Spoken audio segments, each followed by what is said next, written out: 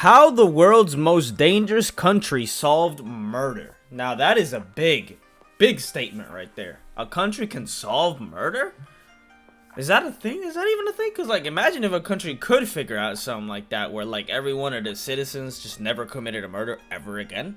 If somebody could figure out some shit like that, we'd all want to know. We'd all want to know the secret of how they did it. Okay, as you guys may or may not know, I am from El Salvador myself, and this is what this video is about the country of El Salvador. And before I start, I just want to mention some of the comments that I'm seeing. I'm sure that by looking at these comments, I can tell that this video is going to be looking at multiple viewpoints of this whole thing that's been going on. But as you can see, people are like, I'm at minute 20 and I'm still on his side. His side, I'm guessing, being Nayib Bukele, because he's really the guy that's been the prominent playmaker in all of this, right? He's the president of my country. He's the one that is doing all of this stuff to put gang members in jail and doing all of that kind of stuff, and we love him. Back home in El Salvador, he's mainly hailed as a hero, and we here, the El Salvadorians that are here in the U.S. right now, we may not be in our country, but we're here and we're looking at what he's doing, and we're like, we support it. We've always wanted a president like this, to be honest.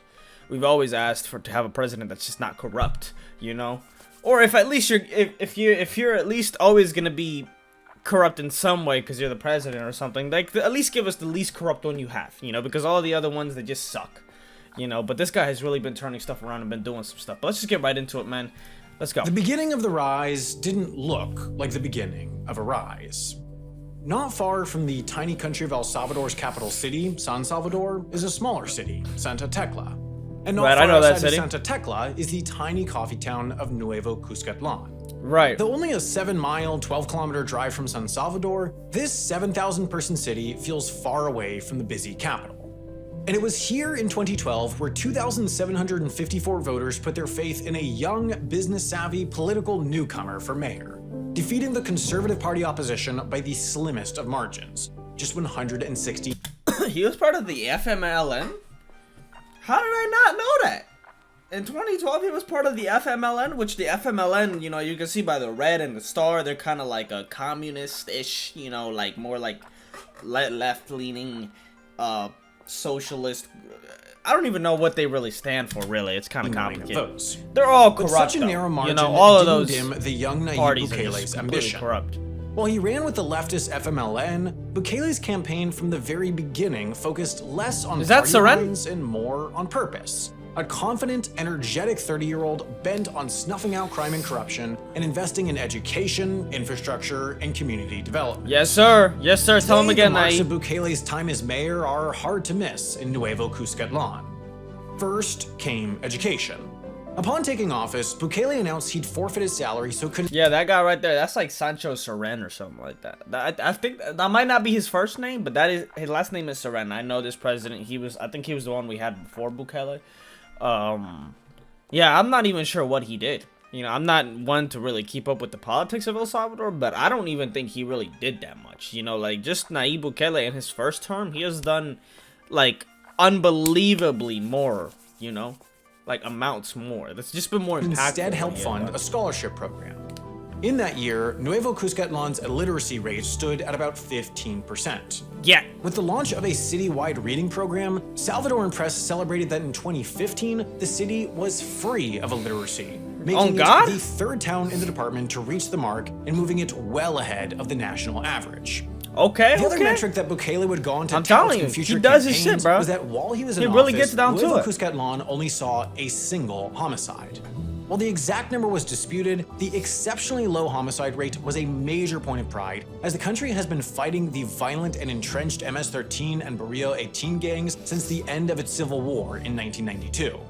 It's been an uphill battle against the hyper-violent and why do you think we left? Why do you think I'm here in the U.S. and I'm not back in El Salvador right now? It's because I was trying to get away from them motherfuckers, I'm pretty sure my grandma, she I don't know if she still is, or if she used to, but, like, she would have to pay to live where she lived. And my grandparents live in a church, and they'd still have to pay these gang members to be allowed to live there, like, to be left alone type shit. You know what I mean? Like, you have to pay somebody for them to just not come in and like do some dumb shit, you know? Incredibly cruel gangs since Bukele was a teenager. I'm not talking so about no the matter how landowner, you're relatively paying safe gang the small members, town what I was mean. to begin with, in a country with a legacy of gang violence, such a safety record was as much an accomplishment as education for the young mayor. The other successes of Bukele's office were more tangible. At the end of 2012, the city opened its first 24/7 medical clinic. Moving fast and not worried about how the city would pay for things, ground broke on a new library, and the city embarked on a multi-million-dollar water project that would make drinking water available 24 hours a day rather than the meager 3 hours available previously. In 3 years, Nuevo Cuscatlán went from an unexceptional provincial town to exemplary. If politicians just took bold action, the town proved, things could change for the better of everyone. At the same pace that the city changed, the leader of the transformation went from unheard of to the next big thing. Prior to politics, Bukele's career had made stops in consulting and political advertising for the party he now represented. Now, as a politician himself, he made the most of his professional experience. No good deed would go unclaimed or underreported. If infrastructure and education projects didn't sell Salvadorans on the small town mayor's standing as a politician for the people, perhaps the YouTube channel would. Here he posted clips of his interviews and debates that aired over local television. But he didn't stop at just getting his message out. He used the platform to further an image of a man firmly for the people, posting videos of him moving through the town, talking with kids, celebrating the launch of the medical center, and answering questions from the community. The brand building wasn't confined to the internet either. On everything that the mayor touched, the library, the hospital, the signs at city limits and construction sites alike, and the podiums from which he spoke, was now a light blue N, which replaced the city's prior logo and highlighted the positive transformations directly connected to Nayib Bukele's term. And that's the same logo that he used to make his new political party, because he like went on and created a new political party called Nuevas Ideas. Nuevas Ideas, by the way. I'm saying that whitewashed as fuck. It's Nuevas Ideas. And he basically just created it. I think it's kind of like a center-left leaning political party. But thank God he's not with He the remade the city, and in doing so, built a personal image as a champion of the people, unafraid to greenlight big projects and take big swings. While mayor for only a single 3-year term, journalists now visiting years on are hard-pressed to find a single person in Nuevo Cuscatlán that has a bad thing to say about him. While Bukele's time as mayor was transformative, it was also short. Bigger things beckoned as both he and the FMLN recognized that the new guy with bold ideas and a record so sterling had huge potential in a political environment dominated by aging voices of the civil war that had ended decades ago. The logical progression was the mayor's office of the nation's capital, an office that would garner more attention and potentially position the ascendant politician for a presidential run. While San Salvador dwarfs Nuevo Cuscatlán, Bukele took a similar approach. He built a new library, reinvigorated old shopping markets, invested in infrastructure, spent serious money, and signed off on glitzy vanity projects to ensure his image rose along with the city's. Salvadorans followed, and his popularity continued to rise. Yes, sir. Nationally, though, other trends were on the rise in equal proportion. By the time Bukele took office, a truce between MS-13, Barrio 18, and the national government had recently collapsed. In 2 years, homicide rates had more than doubled, and by 2015, the country was seeing an average of 18 homicides a day, while its 103 homicides per 100,000 inhabitants had ballooned to the world's worst rate. At the very same time, the nation's prisons were beginning to overflow as the federal government... It's kind of embarrassing, you know, as people of El Salvador. It was just like, we don't like to see that. You know, like, we're just a small country, bro. Like, Central America, we could easily get overlooked. We're not even, like, significant, bro. Like, it's just like these gangs, bro. And this problem that we've had ever since the Civil War, bro. It's just too powerful because, like, they're entrenched. It's kind of like the cartel in Mexico, you know? Like, the cartel is just all, like, involved with the government. Like, how do you even clean some of that shit up?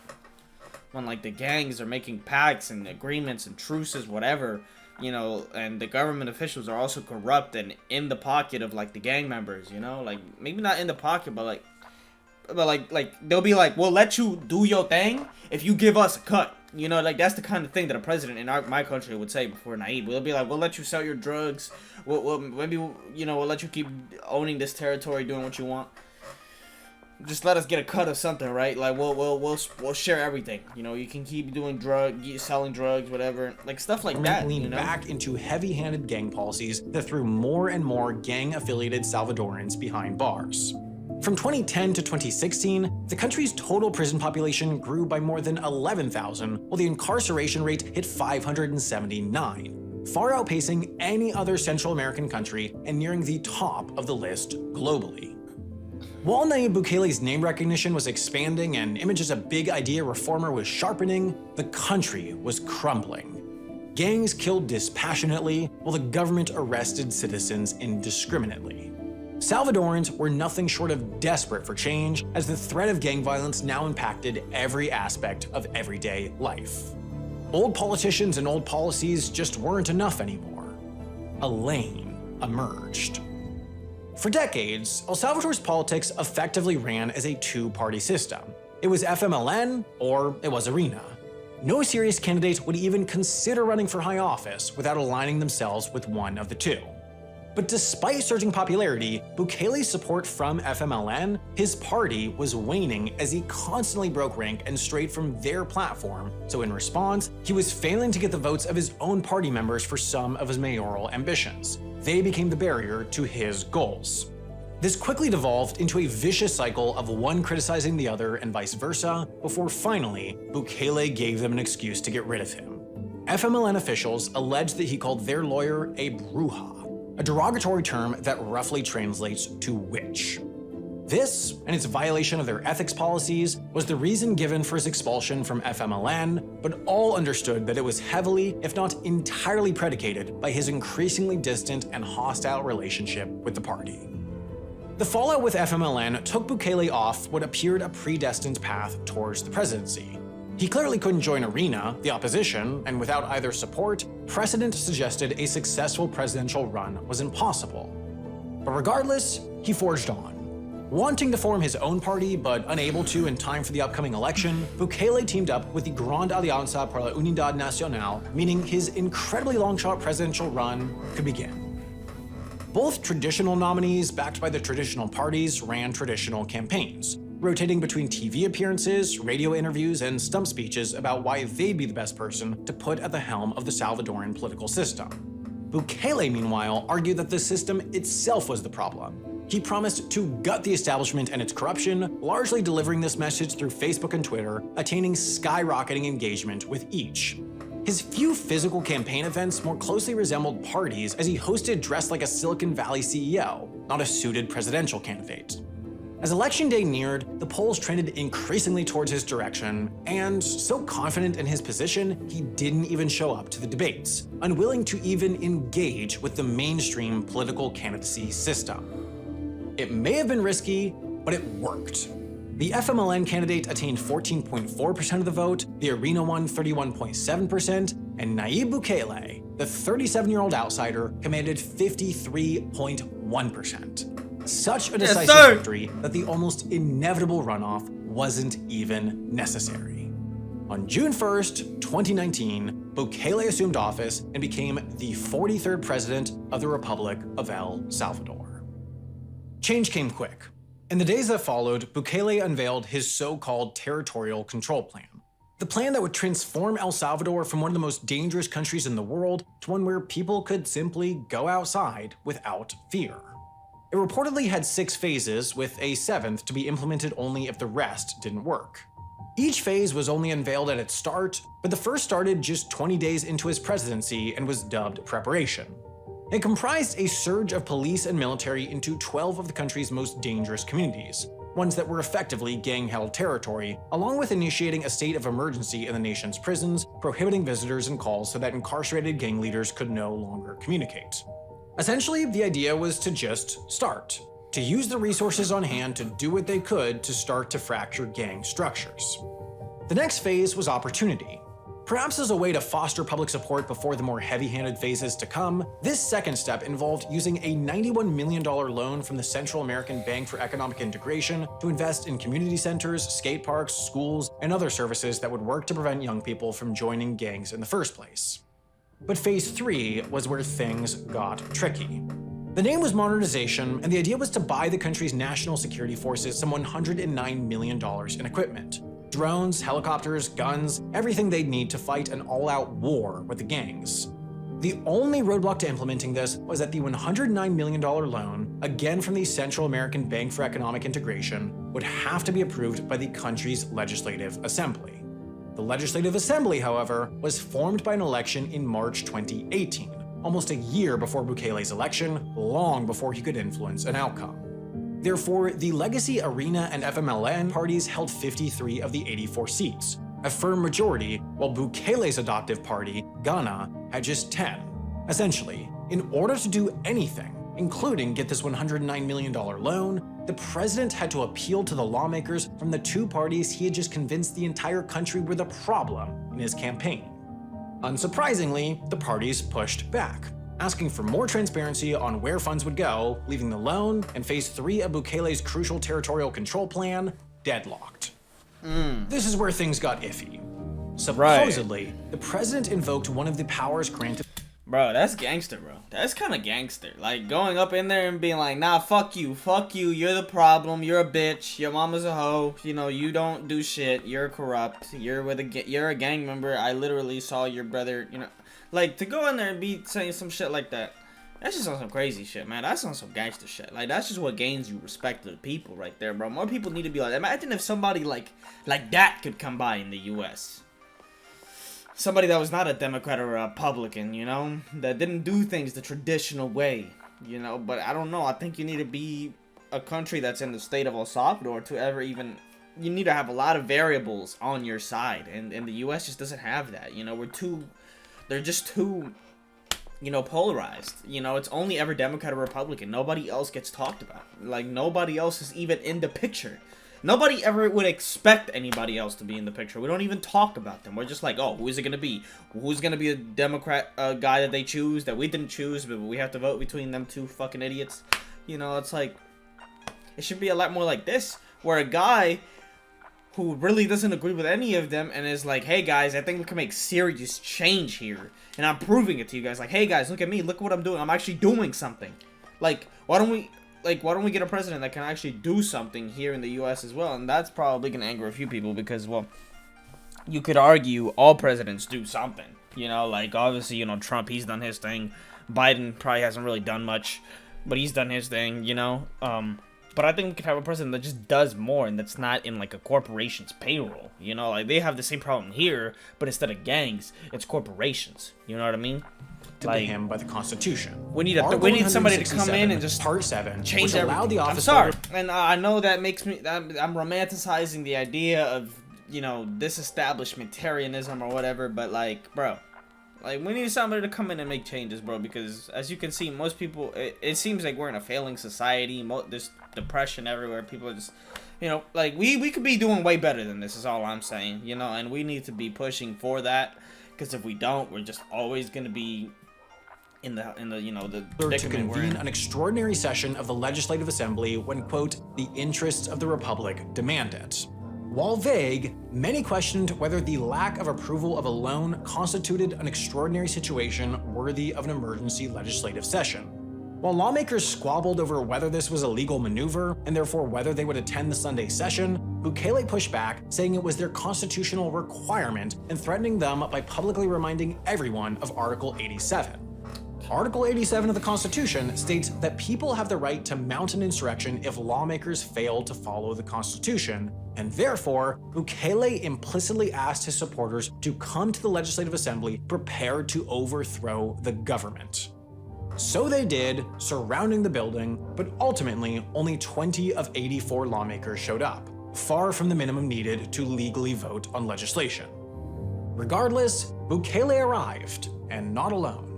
Marching into the chamber with him were dozens of police and military personnel donned in military fatigues and armed with rifles. While they surrounded lawmakers, Bukele delivered a brief 10-minute speech demanding a return to what he considered constitutional order, furious that the majority of lawmakers disobeyed his dubious order. Now, the key question was what this event actually was. Was it Bukele bringing in the army and police essentially as props? Visual devices to convey the importance of passing the legislation that would better equip them? Or was it a show of force? An implicit threat? A reminder to lawmakers that the guys with the guns were on his side, which they very much were, given the $109 million he was about to give them. While this series of events was quickly considered a constitutional crisis and critiqued the world over, distraction came quick as the COVID-19 virus reached El Salvador's borders. On March 21st, the president announced a mandatory nationwide lockdown with violators subject to detainment in special pandemic containment centers. Almost immediately, potential legal issues arose. Some 70 people were arrested in the early hours of March 22nd before the details of the president's decree were even published. That is, arrested for violation of a law that wasn't even officially publicized. Others were arrested for not wearing masks, despite not yet being legally required, others still for traveling to jobs deemed essential by the decree itself. It was a constitutionally dubious law to begin with, but even then it was applied arbitrarily and with problematically generous interpretation. In a matter of weeks, the Supreme Court struck the decree down, saying that detainment without due process could only happen in response to a suspicion that a person might be infected, not simply for violation of the lockdown order. Of course, Bukele pushed back, building a loophole, saying that those found in violation of the lockdown would not be held for violation of the order itself, but rather under suspicion that they might be infected because they violated lockdown orders. Put another way, the Supreme Court made a ruling, then Bukele and the police just decided to ignore it. This storyline continued in 2021. On February 28th, the country— I mean, honestly, bro, like, based on what he's done, you can't have unchecked power either, you know? Like, you need to be able to check somebody's power. But realistically, when you've done that kind of good for a country, we'll let it slide. You know, realistically. We'll be like, you know what, Mr. President, do what you gotta do, man. Do what you gotta do, because honestly, you have my full-fledged and undying support, to be honest. Voted in a new legislative assembly, and Nuevas Ideas, the new party founded by the president, decisively swept. This was no surprise. Through this all, Bukele was incredibly popular. Opinion polling hovered around 90% approval rating, making him one of, if not the most popular president in the world. His popularity translated to his party winning 56 of 84 seats. That's to say, they alone held a majority. No longer would Bukele have to face the opposition of the majority of the Legislative Assembly. No longer would he need to concede to FMLA and Arena wishes. So just one major roadblock remains. So what? He can do that? He can realign the structure of the Legislative Assembly like that? Like, what did he call for?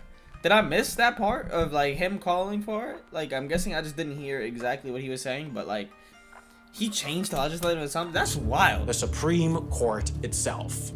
Thanks to the new Nuevas Ideas majority, though, all it took was a vote. The president said the body was making arbitrary rulings. Oh, I just recently woke up, guys. I'm just, that's why I'm going. To manage the pandemic, the national legislature voted to dismiss the 5 dissenting judges, and Bukele filled the bench with 5 new ones that would vote as he wished. Bukele now, by proxy, held all 3 branches of power: executive, legislative, and judicial, and with that he could do, well, just about anything he wanted. El Salvador's weekend of March 25th through 27th, 2022 was tragic. Nobody's exactly sure why, but the gangs were mad. Many speculate in response to the breakdown of a secret truce between them and the government, special treatment in jail in exchange for relative peace on the streets. Whatever it was, some 87 seemingly random people were murdered, and Bukele was furious. Years of slow and steady progress, a small early sign of success of his territorial control plan, were reversed in just one weekend. So he went to the Legislative Assembly and they approved a 30-day so-called state of exception suspending constitutional rights. Police wouldn't have to tell people why they're being arrested, they wouldn't need to read them their rights, detainees wouldn't have a right to legal counsel, and they could be held for up to 15 days without seeing a judge. The state of exception paved the way for mass arbitrary detention. So that's exactly what came quick. Police and military swarmed gang strongholds, arresting any known members, but also arresting anyone who appeared that they could be in a gang. Tattoos by themselves were enough to get thrown in jail. Police were reportedly subject to daily arrest quotas and encountered little blowback for false arrests, pushing them to just arrest anyone that they could imagine being a gang member, regardless of facts or evidence. By midnight Sunday of that tragic weekend, some 600 people had been arrested. By the end of the week, 6,000. And now, 1 year on, with the state of exception having been renewed and renewed and renewed, nearly 70,000 suspected gang members have been detained. 2% of the nation's adult population is behind bars, in overcrowded prisons stuffed 3 or 4 times beyond capacity, waiting to make their way through an overburdened judicial system. Mothers and fathers still search in desperation for their arrested children, unable to track them down in the system even after a year, but increasingly they're being sent here, to the brand new Terrorism Confinement Center. This facility— Hey, I mean, it's, sometimes, no plan is perfect, I'm sorry. No plan is perfect. I'm sorry. I'm gonna have to say it. I'm with Bukele on this. I wouldn't want to be arrested wrongfully. I wouldn't want to be wrongfully thought to be a gang member just because the way that I look. That'd be very discriminatory. And I don't want to have to go to jail and be put in a jail with those motherfuckers if I'm not. So yeah, that's it's harsh. It's harsh. I wouldn't want it to happen to me. But also, I wouldn't get a tattoo. That's just something that you probably shouldn't do in El Salvador. That's been known since the end of the Civil War. I'm guessing not everybody that was arrested necessarily has tattoos, but at least I know I wouldn't have one of those. I wouldn't have a tattoo. Not in El Salvador. Motherfuckers were wrongfully, you know what I'm saying? That's known since the Civil War, bro. You don't rock around with tattoos like that, because the only motherfuckers that really got tattoos like that are gang members. That's something that they have to really identify themselves. They got the 18 and shit. They got 18 all over the back. They got the MS, Mara Salvatrucha, you know what I mean? The facility was built at breakneck pace once the gang roundups began, and opened for business in early 2023. It was introduced to the nation through a highly choreographed, scripted, and produced 35-minute video tour with Bukele. Throughout, the video stressed the president's influence on the project, how his logic and smarts created a better system, and exhibited the scale of the security forces, thanks to Bukele, the quality of their equipment, thanks to Bukele, and the ultimate degree of control the government would have, thanks to Bukele. After all, the prison was capable of holding some 40,000 inmates, making it the largest prison in the world, a single facility capable of housing the population of a small country. The thing is, all of this worked. While in March 2022, the country averaged 4.8 homicides a day, a bump upwards over the year's average of 3.1, April, the first full month of the roundups, saw just 1.3. In May, the trend continued, just 0.5 homicides a day. In fact, since April 2022, not a single month encountered an average daily homicide count over 1. While some question the exact validity of the data, the broad truth is undeniable. El Salvador is as safe as it's been in decades. For the first time in many residents' lifetimes, people can actually walk the streets, actually live life without fear. The feeling is freeing, life-changing. After decades of hopelessness, it's like living in a new nation. Let's go! No better clip, look at that. Motherfucker in the back. After no better clip right here to show you, motherfucker. They're smiling. Okay, maybe she's not smiling. She look a little grumpy and everything. But bro, they're smiling. Even if they got motherfuckers with guns back there. They got motherfuckers with ARs, fucking tech, whatever the fuck, tech nines.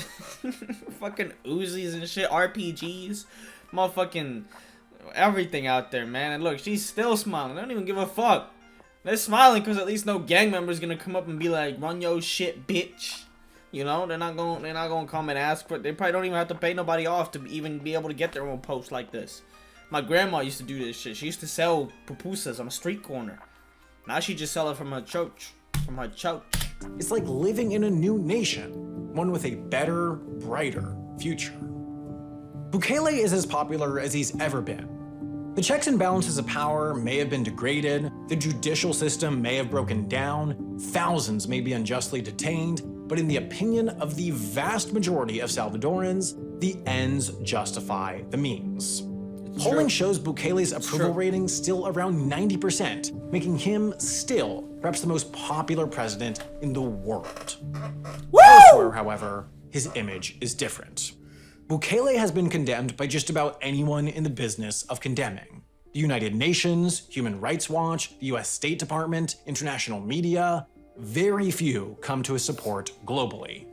All express concern for the backsliding from democracy. Well, I mean, realistically, that's all that you can do when you're an outsider looking in. You know, I mean, realistically, your opinion, it holds power. You know, because that's what we have these institutions for. You know, I'm guessing, these guys, they hear about something that's going on, if they have the power to condemn or not, they'll do it in an effort to make the world a better place. But you don't realize that what you're condemning is literally making the world a better place. Like what you're condemning, or the thing that you're saying is not a good thing, is realistically, in almost every sense of the word, like making the world a better place. So how can you condemn that? I mean, you're just an outsider, bro. Like, stay in your lane, Like, don't talk about it if you ain't been there, Like, get an insider to tell you. Go there with yourself and see it, like, with your own eyes. Send people to El Salvador right now. To San Salvador, had them go around all the place, asking people, what are your thoughts on this malarkey, on this thing that the president's doing that's bad? What are your thoughts? They're gonna be like, man, I don't give a fuck. He can do that shit. Tell him to do that shit some more. That's what they. El Salvador is 9 months away from its next presidential elections, and Bukele has announced he's running. This is despite what Article 152 of the country. See, and if I ever become the president of El Salvador, which if I even make it to live that long, I will try to do someday. If I make it to live that long, honestly, I would love to. I don't know if I have what it takes, but I am inspired by this man to become the president of El Salvador. I think I had that idea. I'm not just solely inspired, but he's like my idol now. He's like the guy that I want to replicate now. Because like, it's quite something, Country's constitution reads, quote, "The following shall not be candidates for the president of the republic. He who has filled the presidency of the republic for more than 6 months, consecutive or not, during the period immediately prior to or within the last 6 months prior to the beginning of the presidential period." This line was always interpreted to mean that one could not be president for 2 consecutive terms. Until 2021, when the newly overhauled Bukele-appointed Supreme Court reversed course, saying that consecutive terms would be allowed. Little legal justification was given, only that denying a second term to a popular president would be denying the will of the people. It's true. This is true. The people want Bukele to remain in power. He has seemingly solved the nation's biggest issue in a way that the people are supportive of. He's done the job he was democratically elected to do. Across every step in the process, he has retained the support of the people, even as he consolidated power across all 3 branches of government. He now has few, if any, legal checks on his power, considering he's able to modify or reinterpret the Constitution as he pleases. Oh, that's too tough, man. That's like my dream right there. I would only ever dream of having the power to do something like that, bro, on a national scale. Do you even know how crazy that is? The gravity of what's going on. A democratically elected dictator. The dissonance between the opinion of El Salvador and... Don't use that word, man. That has so much rhetoric, man. That has that has so much, what is baggage on it, bro? Like, that word dictator has so much baggage to it that you can't really give to Bukele, even if he fits the description, Even if he did, if you look at it on paper, he might fit that description. But it's so harsh to call him a dictator, man. And that of the rest of the world has an air of paternalism to it. It feels like the developed world is telling El Salvador that it knows best. I mean, look, I'm completely... But the Salvadoran people are incapable of making decisions for themselves. This dynamic has been a feature of the nation's relationship. Hold on, go back. The world has an air of paternalism to it. It feels like the developed world is telling El Salvador that it knows best. That the Salvadoran people are incapable of making decisions for themselves. This dynamic has been a feature of the nation's relationship with the US in particular for decades. The superpower has long meddled with domestic Salvadoran politics. Much of the supposed international concern is likely rooted in this, a condescending feeling of impossibility that the country truly figured something out on its own. But a distinct other part of the concern is likely rooted in the more objective, rational, emotionless analysis people who didn't live through decades of warlike state are able to undertake. The potentially more accurate understanding of the sacrifices being made to solve the crippling crisis of gang violence. Leaders come and go, Even if Bukele is a perfect, benevolent dictator for life, he will eventually leave office, either democratically or through death. It is possible, even common, that checks and balances in a democratic system get in the way of progress. They make things slow, but they also make things methodical.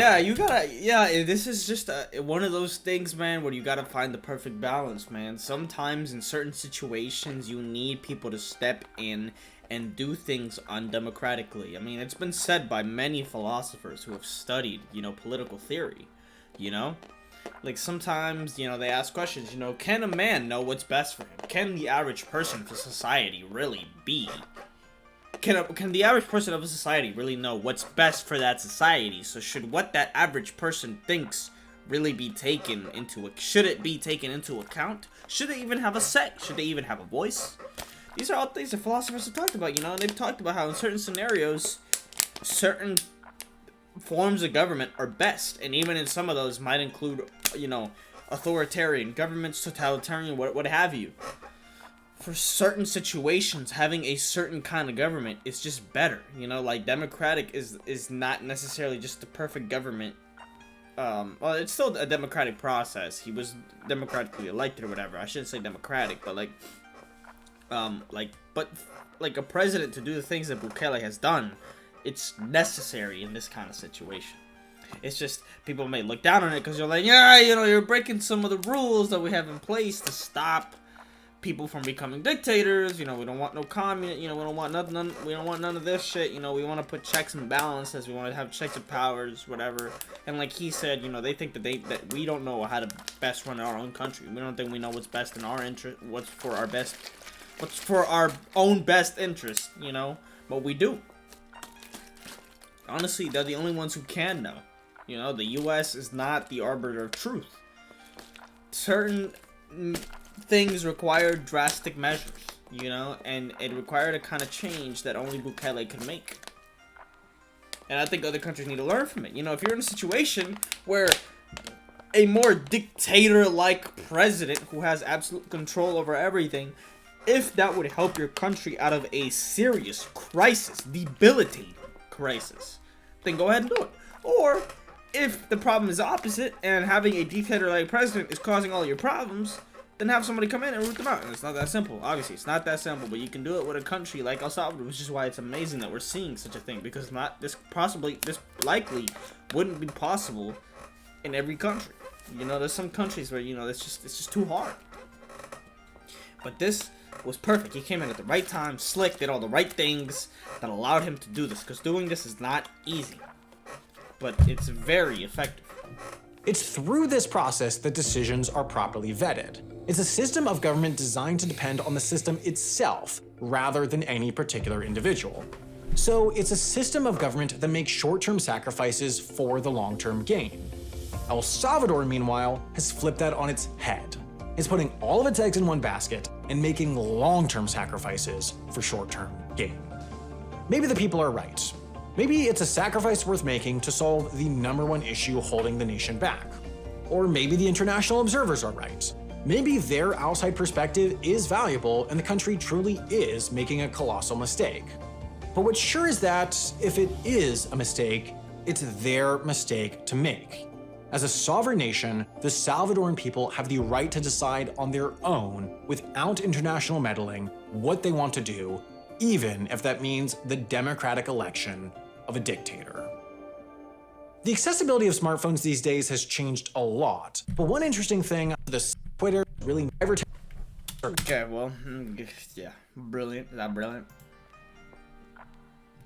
And as you can see, all the comments, the top comments. I'm Salvadorian, so I will leave my 2 cents here. That's all I've been doing this video, is giving in my own unprofessional 2 cents. I mean, I don't even live in the country, so. But I have the ability to give my own 2 cents because I'm seeing it, I see it. And that's my people. I'm seeing them happy, people who are still in contact. I don't really keep too much in contact with the people that live in El Salvador. I have family that lives in Guatemala, El Salvador, whatever. I don't necessarily keep myself, but I have my coworker. He talks to people back there. He's like, man, they ain't never been better, man. I catch him at work. He's there watching videos on Facebook of the things that he's doing, even though I know they're kind of like propaganda and they're meant to obviously make him look good. But he's there. He's just smiling, man. He's just there like, yeah. Like, dude, this guy is a cosa seria, as they say. He doesn't play around. I have lost people to gang violence, both family and classmates. A big chunk of my family and childhood friends had to leave the country. That's me. I had to leave the country. My generation grew up surrounded by obscene amount of violence every day. You would read in the newspapers that 15 or 30 people were murdered by gangs in a country that's the size of Delaware. However, since Bukele took office, my family's small business has stopped paying protection money. That's something that my grandma was paying. I think she might still be paying it, but I don't know. The gang members who collected it have all been just sent to jail or shot down by cops. Also, most family members have come back and trying to make a living with newfound peace we are enjoying. It's not much, but at least it's better than the hell we were living in before. I'm not here to convince anyone about anything. I just want to state facts that I, as a Salvadoran citizen, have experienced. Take it as you will. Beautifully said, my man. Beautiful said. Yeah, I left. He would tell me about how hard it was. Friends were dying, being robbed. The country is safe, that they can live and breathe in their home, even if at last he gave people a new life. That's a chance, should be much of a transition that believes. Family from the South, that is finally a president who stepped out and actually did his job. A lot of family members that come back temporarily and they say how they feel so much safer. Some people are even going back, and I think that's what Naid really wants as well. Like, he may not talk about it too much, but I know he wants people to come back. He knows how many El Salvadorians have communities here in El Salvador and Canada, Vancouver. No, maybe not Vancouver, like more like, what's on the west side? Is that Melbourne? No, Melbourne, Australia? Motherfucker. No, I think it is Vancouver. No. Fuck, what's over there? I don't remember, man. But we got communities out here, man. And he wants us to come back, be like, hey, man, come back. You Salvadorians, come back to the country. You should be able to feel like you can live in your own country. You don't have to be living out there in the U.S. because you fear for your own life. He wants to make that country a safe place. And as long as, that's the main thing he wants, I don't give a fuck about anything else, man. To be honest, if he could just do that, I don't expect him to be a perfect human being. Nobody's perfect. You have to be careful because, the power may get to him. He has a lot of power. Anybody put in that position of power, who knows if it just naturally corrupts a person, Even somebody as uncorruptible as Nayib Bukele, as I believe him to be uncorruptible. But, he could be, obviously everybody's corruptible. I'm not saying he's uncorruptible. I'm saying, like, obviously this may have an effect on him, but as long as he can just make the country a better place, I really don't give a fuck what he does. I don't give a fuck if he pockets, $20,000. I'm sure he wouldn't really want to pocket that because he knows how much money he needs to pull off all of the stuff that he does. So for him to pocket his own amount, he probably wouldn't really be doing that, because he really couldn't afford to be doing that. It's not like we're just making a bunch of money. We're not like an oil country, we're not necessarily rich, so he needs whatever money he can get. So I know he wouldn't be pocketing any of it because any amount of money that he gets, I'm sure he's putting it back into these programs that he's putting out to make El Salvador a better place. And honestly, I support him.